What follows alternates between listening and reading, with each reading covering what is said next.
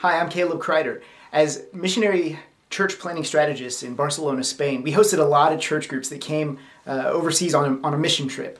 To be honest, we had a lot of bad experiences. We had groups that would come over and they'd say, hey, we really like this method, or we really like this program. We want to do this because it works back home. And we had a hard time trying to figure out how do we work in volunteers and these part-time churches that just wanted to come over, once a year. How do we work them into our ministry? How do we make that a fulfilling and fruitful partnership? So after several negative experiences, we kind of got to the point where we would just tell churches no. In fact, I got a call from a church in Oklahoma that called and they said, hey, we'd love to come to Barcelona. We really feel like that's where God wants us to come. And so like a good missionary, I told him, no, no thanks. We don't have anything for you. A year later, the same pastor calls and he says, look, I'm not trying to be rude. We're not trying to go around you, but we have to be obedient. And God's calling us to Barcelona. Rather than come with their agenda, this church came with blank slates saying, look, tell us where to go and Spirit, you lead us and we'll do whatever it takes, whatever you tell us to do.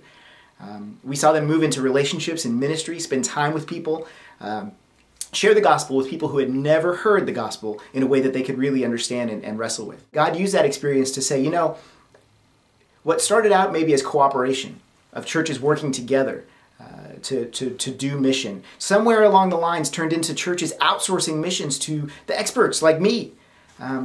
That's not a safe place to be for the church or for missionaries. And so we started to see more and more that the commission belongs to the church. What was the difference between this church, this group from Oklahoma, and some of the others that had come before? To be honest, I think it's that this church, they really saw themselves as missionaries. At the Missional Ministry Conference, we're going to talk a lot about how you as a church leader, as a pastor, as a church planter, can see yourself as a missionary. I think a lot of us would do things differently if we saw ourselves in this light, if we saw ourselves as missionaries to our culture, as deliberately put where we are. Not in ministry in our own culture, but as foreigners, as outsiders, trying to minister and produce or build the kingdom. At the Missional Ministry Conference, we'll talk about practical ways to be on mission.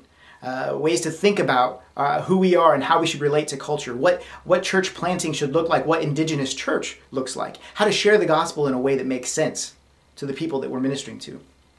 We'll talk about the theology and worldview, but we'll also talk about very practical ways to engage our communities. Some good examples exist right there in Oklahoma.